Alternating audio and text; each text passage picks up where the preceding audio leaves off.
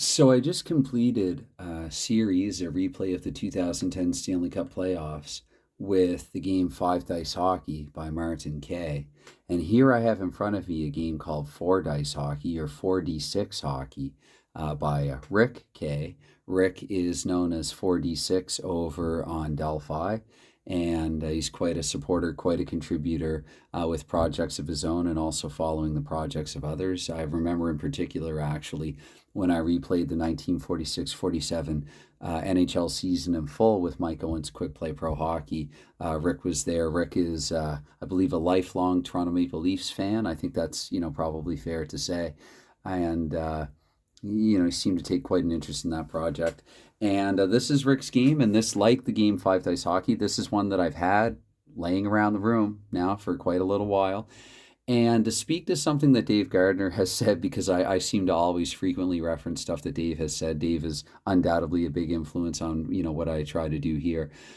Sometimes when you go away from a game for a little while and you come back to it, like sometimes you look at a game initially and you think that, oh, this looks, I'm not quite sure that I get this. This looks kind of confusing. I've looked at the instructions down, this, that, the other. And sometimes it's just I really think it's at the time, and I think I've said this in comments to Dave. It's the time at which you're ready to receive it, if that makes any sense. Like sometimes you could look at something a few times, even 5, 10 times, and you just, for whatever reason, it's just not clicking with you right at that moment. And then maybe you go away from it for a little while and you come back and suddenly you get it. And honestly, when I came on and I did the Five Dice Hockey video, that first impressions video, I had played 2 games of it quickly before. I've not played any games of this actually. But what I did was I looked at the instructions a few minutes ago. It took me a little more than a few minutes to go all through them. I went through them about a time and a half. I even kind of skimmed the shootout, the stuff that I wouldn't do normally. I might make an exception on this video. I think because I do have a couple of different versions of the team cards, and they are nice team cards. They look a little shootout-esque, but there's nothing at all wrong with that. A little Mike Owens, it's kind of like a hybrid shootout Mike Owens, 2 hockey games that I greatly enjoy, so nothing at all wrong with that. I would say nothing at all wrong with either, quite the opposite. And then Anaheim, Arizona, Boston. I'm not sure if Rick has put out a full season for it. If he has, it's flown under my radar, like a full set of 30 teams or whatever. But logically, of course, we have the Toronto team here, the Toronto Maple Leafs, and Vancouver and Washington. So similar to, again, what Dave Gardner did when he did like a power draft, basically, of all-time teams with 3 teams for, what game did he do that for? Stratomatic, or was it Action? Anyway, it doesn't matter. I might do something similar here with the 3 teams that I do have that would appear. Going through the rules, I think that these 3 teams, if I'm not mistaken, line up with the rules. And I noticed that the cards for the other 3 teams are a little different. So maybe this is like the newer edition of the game even. I'll say that. I'll qualify that beforehand. I'm not entirely sure. Maybe these cards were made for a newer and updated version of the game. But for the version that I have, I mean the version of the instructions that I have, they seem to line up exactly with these team cards right here. So again, I've not played this. This is, if anything, maybe even more of an honest first impression. The Five Dice Hockey video, that was definitely an early impression. I played 2 quick games and then went, okay, I enjoy this. This is cool. Time to turn on the camera and talk about it, introduce it to others, share it with other people, sort of thing. Because again, like with this game, I just felt that it had been too long already. Like too much time had passed already. And so I wanted to get on camera and talk about that one. And I want to come on camera now and talk about this one.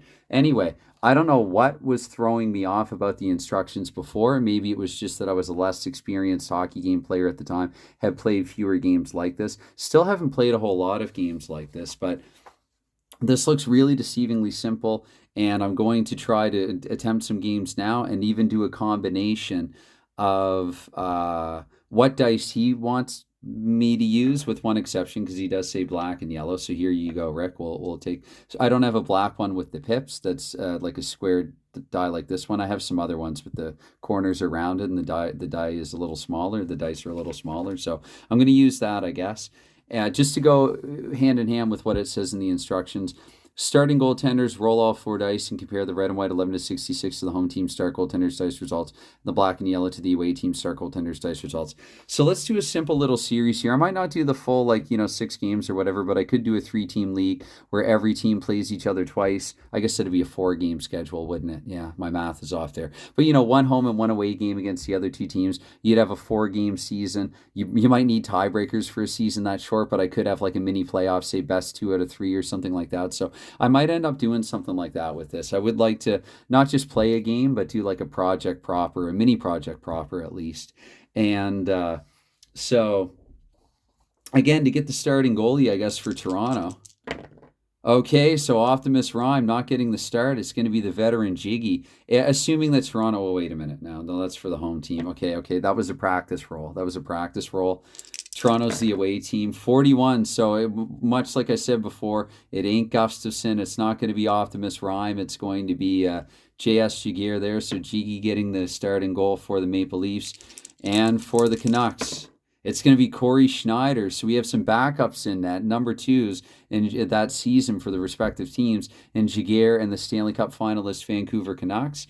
And then away you go with it for the first period. And again, I don't know where I was before when I was looking at this, where my head was at. And now that I've said that, I'm probably going to botch this royally. And Rick, I'm sorry if so, buddy. If it's really that terrible, just tell me and I'll take this video down.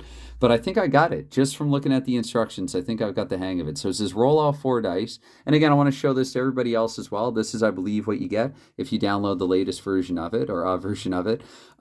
Compare the red and white sum to the home team's scoring line for possible goals scored in the period. Because that comes before the away team, I will do that first. So again, I'm assuming Vancouver's the home team for this one. And we got a 6. And so we look at Vancouver here for the home goals, if they're the home team. And 6 lines up with 1, and that's for the period. This is starting the period or starting the game. So for 1 period there, they have 1 goal. But that goal might not actually stand, because then what you have to do, you compare the black and yellow sum to the away team's starting goaltender's away goal adjustment rating. So let's do that now for Jaguar. And that I've rolled a 10 now, right? This is 2 to 12 sum, so that's a 10. That doesn't line up with either of Jaguar's numbers there, the 4 and 7. So maybe I'll grab this as a pointer. Actually, my hands are kind of dry my skin's dry from being outside in the winter, taking books outside and reading them. A new habit that I've formed recently and become fond of, cafe patios again in the cold and reading books where it's a little safer COVID-wise.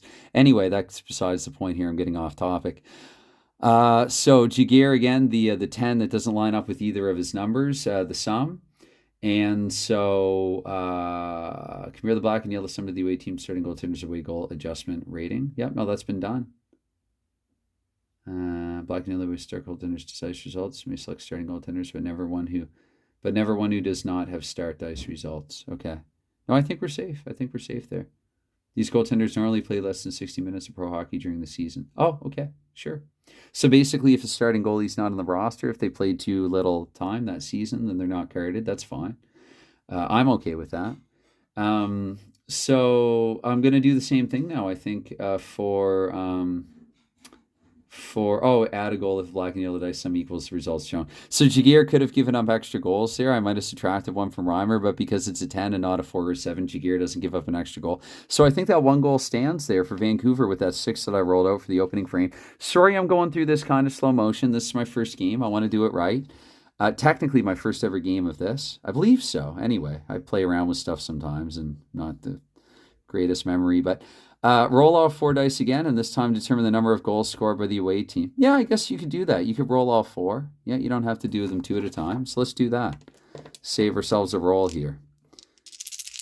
Okay, so it looks like I got a 6 again. Much like Vancouver, I got a 6 for Toronto. So I look at Toronto's away goals under 6, and it's 1. So we could have a 1-1 tie here after 1. However, I also got to look to the 6, courtesy of the 2 3s rolled out, and compare that against Luongo. And Luongo, sure enough, in brackets there, he has a 6. And so it says here, subtract the goal if the black and yellow dice or sum equals the dice results in the brackets. So Luongo has made the save. That goal's taken away, perhaps. Oh, wait, I said Schneider, didn't I? Oopsie. Sorry, so what I said there doesn't stand, and the goal for Toronto does. And so we have a 1-1 verdict here after one period. And I'm pretty sure it's really that straightforward. Shots on goal per period. If it's okay, I'm going to decline doing this. This is I mean, I'm happy that it's there. And opinions are like belly buttons. Everyone has one. I see stuff like this. I think it's absolutely fantastic for people who are there and for people who want it. However, when it comes to a stat like shots on goal, I don't do it with Shootout. I don't do it with Mike's. I don't do it with Doc. I keep my simple games simple. I want maybe goals and assists, and that's about it. I might make a note if there's a shutout or something. I can do simple goals against average, whatever. That's about it for me. I'm not going any further than that. But if you want it, it's there. Nice to know that it's there for you if you want it. And again, it all looks pretty straightforward. Now that I've said that, I should contradict myself entirely and do it. Let's just show you how really easy it is. We're going to roll all four dice again. And so in that period, there, again, the red and white to the home team starting goalie. The home team starting goalie, again, is Jaguar. And there's a +2 there in parentheses. So plus any goals allowed. Jaguar did give up the one goal. So that is 9 plus 2 plus 1. So I believe Jaguar has faced 13 shots in the opening frame, only surrendered the one goal. That is a decent clip for a save percentage there. And then we have adding up to 10. And so we add 10 to Schneider's +3 and Toronto's one goal. So shots and goal 14-13 in the first period. Normally I probably wouldn't get rolls as high as 9 and 10, on the four dice divided two each way. Anyway, I'm pretty sure that I did that correctly, and feel free to correct me if not. Clutch goal rating now, it says. We're not to the third period yet. It says here after completing the second period. Let's complete the second period now. I'll try to quit gabbering so much, and let's see how quickly and easily this really works out. So I have the 2 and the 3 here, and so I'm going to look to Vancouver again. The 5, again, that equates to a single goal here for the home goals. And then I'm going to look at Toronto. Might as well take this one for Toronto as well. Or maybe for Toronto, I look there, the away, the 4 and the 7. Yeah, we'll do that. We'll match Skater's goaltender and then Skater's goaltender. That feels right to me. That makes sense to me. So the 10, again, the goals aren't going to be modified either way. So Vancouver has scored 2 after 2 periods. And now what I'll do is I'll roll them for these two. I'll look at the goaltender. Or no, that's right. I do this one here for the goals in the period as well for Toronto. So with the 7, for the away goals, that equates to 2, actually. So Schneider, he's the home goalie. And that's a snake eyes, and that's a 2. So if it's not in brackets, the number add a goal if the black and yellow dice sum equals the dice result shown. So I'm pretty sure what that means is that Toronto has broken through and broken out with 3 goals, broken through, whatever order, with 3 goals in the period. And so we have a 4-2 verdict after 2. We don't even have a close game. So the clutch goal rating I can't technically do. However, this is a practice play. And so even though I have the numbers here evidently and apparently for no reason at all, so it's 4 upside down 4-2 after 2 there. And Toronto over Vancouver. And let's assume that let's assume we're in a force where 2 plus 2 equals 5. And so that 4 equals 3 logically when 2 plus 2 does equal 5. And we're going to pretend that this is a 1-goal game just so that we can do the clutch goal. The clutch goal rating is kind of similar. This is reminiscent of the Mike Owens Quick Play Pro Hockey close game factor. That thing that I get nervous on and fumble sometimes when the camera's turned on. Anyway, the team that is behind makes the roll and compares it to their clutch goal rating. Now, again, this one here seems to line up better with the instructions than the other one. Toronto's got a clutch goal. Vancouver's got a clutch goal. And it says only when either team are losing by no more than 1 goal. The team that is behind makes the roll. So it's only the team that is behind. That makes sense, and that does differentiate it somewhat. It doesn't say which dice I roll. It says all 4 dice, actually. Okay, and then the sum of the red and white, and I'll explain after I roll them. So if the sum of the red and white equals the first result, 5, which, what is Vancouver? They're down by 2. Imagining they're only down by 1, their clutch there is 4 and 7. It means they've scored 2 goals and have come back to win. Again, imagining they're down by just a goal. If the sum of the red and white dice equals the second number in brackets, then the team has tied the game. Yeah, okay, so it's an 8, and the sum of the red and white dice is still a 5. So yeah, so they've not come back in either way, in either condition. If neither condition is true, but the sum of the red and white dice are equal to the sum of the black and yellow dice, then the opponent has scored an empty net goal. So we got a 2 and we got a 5, so no. How'd that 2 happen again? Maybe I got to re-roll these. I don't think I got snake eyes twice in a row. 9, so no, 5 doesn't add up to 9. The opponent has scored an empty net goal and win the game by a 2-goal margin. Okay, again, assuming that we're in a force where 2 plus 2 equals 5, and that's only one higher and not 2. If none of these conditions are true, then the current score is the final score and the game is complete. Already I'm smelling a mod that I might want to do. I might want to roll out 3 periods just like so instead of after completing the second period and then go to the clutch thing, maybe to allow a little more scoring. But again, to each their own. You know, I'm not, that's just me being weird, unique me. Regular OT rating. So let's re-enter that force where 2 plus 2 equals 5 if you're not too annoyed by that already, and even if you are. And let's assume this is like a 4-all game now. It says here the regular OT rating is used with seasons that feature regular season overtime periods. Rolling the dice will determine if the, I wanted to do a little Bronx cheer at that.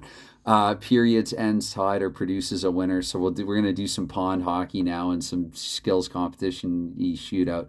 Regular OT and regular OT. So rolling the dice determine overtime. So the first dice results are common for every team. That is right from a particular season. So there are here 6s and 7s across the board. Yeah, I saw that. And what that means is that it's just ends tied, I think. If the sum of the red and white dice equals the results shown, not in brackets, the overtime ends tied. And it could be 6 or 7, I would presume there. In seasons that feature a shootout, you proceed with the shootout, which this one would. If the red and white dice sum are not equal to the first dice results shown, add the black die to the home team's overtime rating in brackets and the yellow die to the away team's overtime rating in brackets. I like that too. I get that too. Okay. See, again, I thought that was kind of cool, and I'm not even somebody who likes rolling overtime, non-sudden death overtime. So call that an endorsement, a positive endorsement. So we're going to just roll all 4 dice again. Save ourselves a roll here. 8. 8 does not add up to 6 or 7. 8 doesn't add up to either here because 5 and 7. And the shootout rating is separate. Now, what does it say there about if the higher sum die rating wins the game in overtime? Yellow tie. To the away team. If the red and white dice sum are not equal to the first dice result shown, okay, which they're not. Add the black die to the home team's overtime rating in brackets, the yellow die to the away team's overtime rating in brackets. Sorry, I've not proceeded to do a shootout yet. The higher sum wins the game in overtime. So let's do that instead. Toronto has, because that's what it specifies, Toronto has a 5 in overtime, and they are the away team, so 5 plus 4 is 9. Vancouver has a 7 in OT, 7 here in parentheses after the 6 and 7, not in parentheses. And that's a fun word to repeat. And 7 plus 3 adds up to 10. So if I'm not mistaken, again, if Toronto wasn't already winning 4-2, then that totally means that Vancouver has won 5-4 in overtime. However, I don't think Vancouver got the clutch rating anyway, and it would have mattered because they were down by a goal. See, what I would like to do now, I'm already going to play around with this, is roll out a 3rd period because I liked it. That was fun. So 7 for the away. Again, that's going to be a pair for Toronto. So now they're up to 6, unless Schneider shanks another and allows another goal. No, he doesn't with that roll of 12, Schneider being the home netminder. So for Vancouver, man, they got a lot to make up for here. 10, so the home goals for 10 is actually 0. So you know what? Toronto already in the 7 is 2, so this is a 6-2 Toronto game officially. That's how I'm going to call it. If not, you might call it a 4-2 game. And you know what? Probably that's how the game is designed. Probably, I'm just going to guess here at this. I've not had this confirmed by Rick. It might be that maybe the totals are supposed to be inflated through the goals totals, inflated slightly relative to the history through like 40 minutes. And so for like the 3rd period, call it an abstracted 3rd period. You're simply rolling for the clutch goal rating. You know, so again, it's a little different. I'm going to play another game. I'm going to try just to talk a lot less and just try to roll my way through it and show you how really, quick this is, how quick this really can be.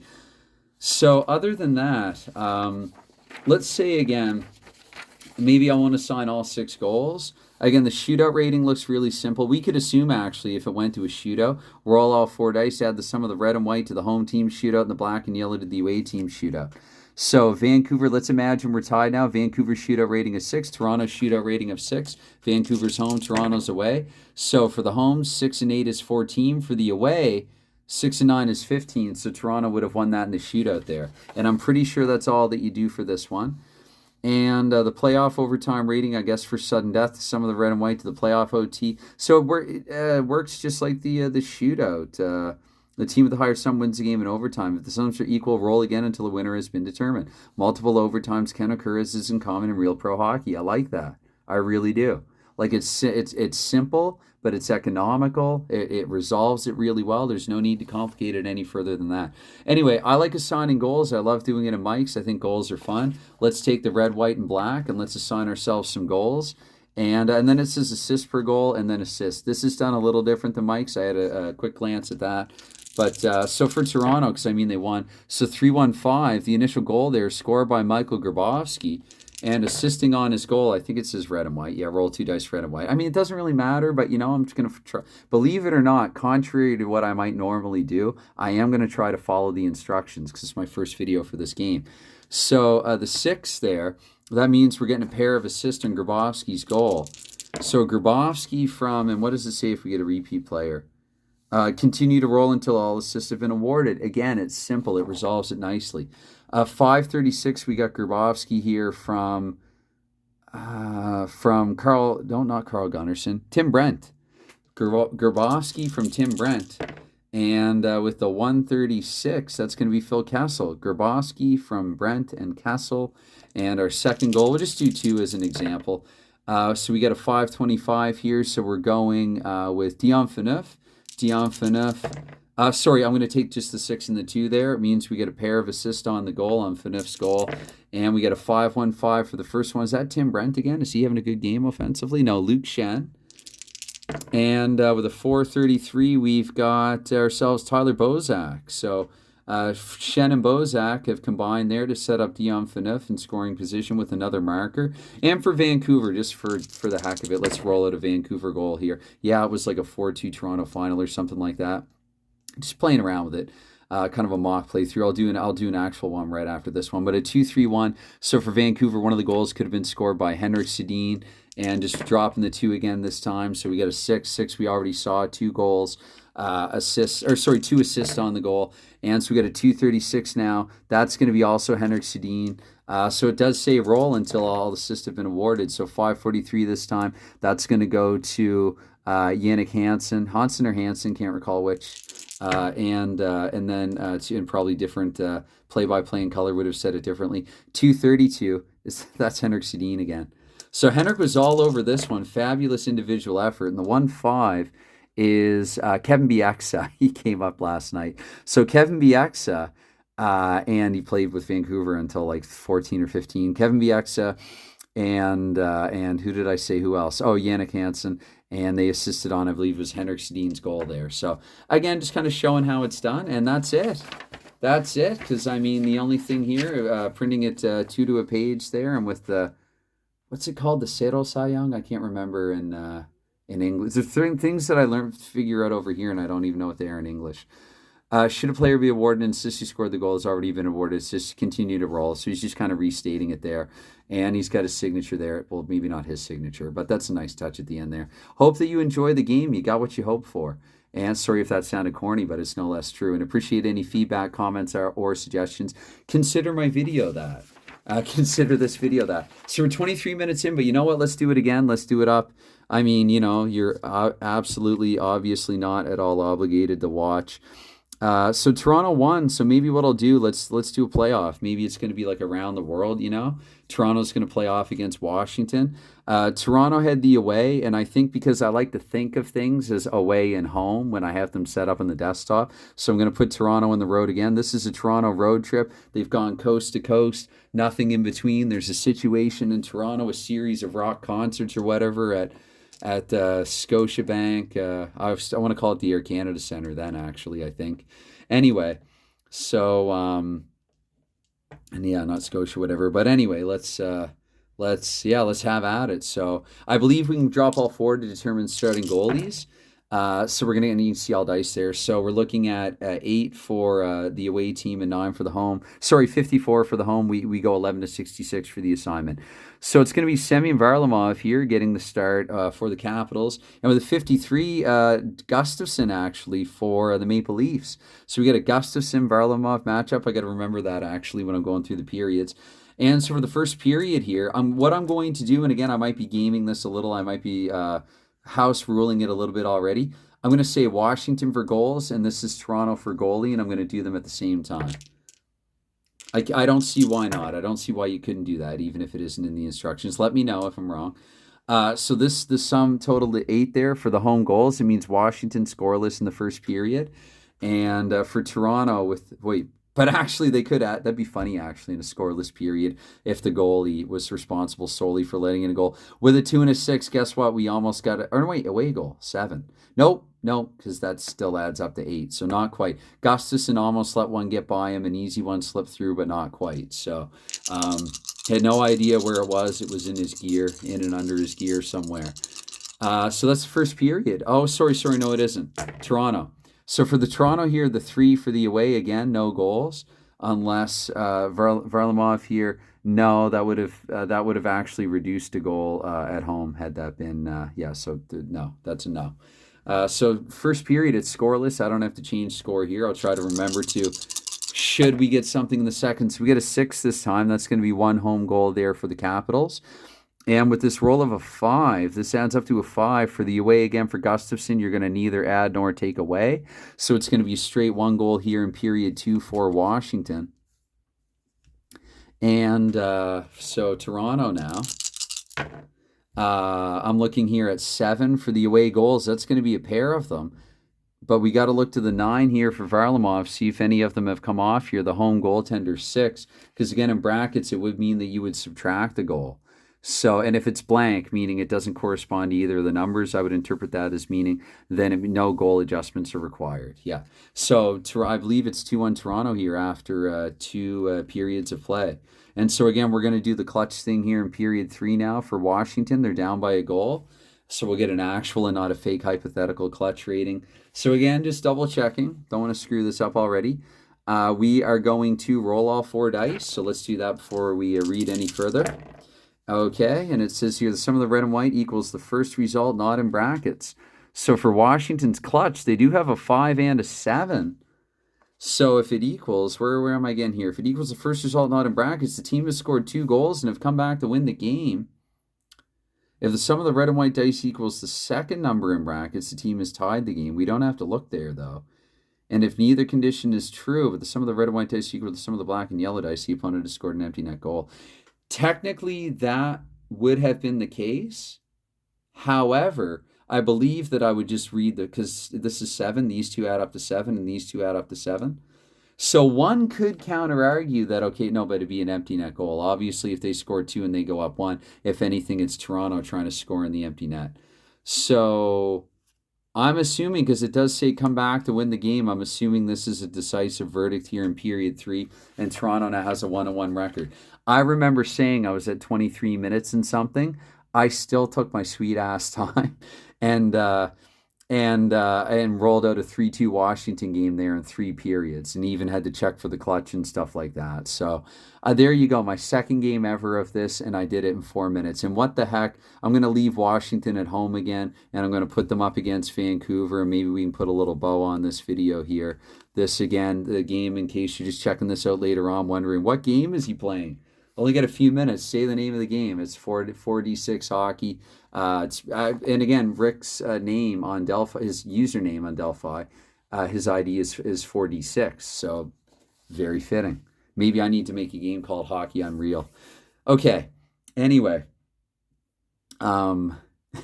So let's take away this so I don't get distracted by anything. As we found out last night, I get pretty easily distracted, especially when I'm live streaming. And let's away we have at it again. We're going to put Vancouver on the road, Washington at home. First period now, 28 and something into it, almost 29. So Washington, starting goalies, right? Starting goalies. Noggin, starting goalies. I'm going to say here that 11 to 66 or 10s and 1s. So 32. So I'm going to go with, I guess, Neuwirth for Washington. and then Luongo for Vancouver. So we get some new starting goalies here as well. We'll see how things play out differently, possibly with different netminders in. Washington here in period one. We're looking at 4 here for the home goals. That's a pair of them. And then we're looking to the 4 and the 5 adding up to 9 there for Luongo being the away netminder. No adjustment. So 2 goals for Washington here in the opening 20. And let's see if Vancouver was able to score any in return. Okay, so Vancouver adding up to 7 here in the row, where they also have a pair. Now we have to look, is this 8 adjusted at home? There is no adjustment for home. So what we have here is a 2-all game after 1. This reminds me a little bit of Shootout Easy, and again, that's not necessarily a bad thing at all either. So let's go to a period 2 here where, again, back to Washington. So for the home there for the 10, looks like they've scored another couple, but let's double check the adjustment. Luongo at home would have the adjustment. However, being on the road, it adds up only to 5, and this adds up to 6. So he's not been able to prevent a couple more Washington goals. Trying to do his part, maybe being let down a little by BX and the likes of Sammy Salo. Glancing at the names here as well. Anyway, we'll go with them for the time being. Dan Hamhuis perhaps. But let's go to Vancouver and see how they fare. Here in the middle frame. Oh, that's a tilted die. Let's do that again. That was practice.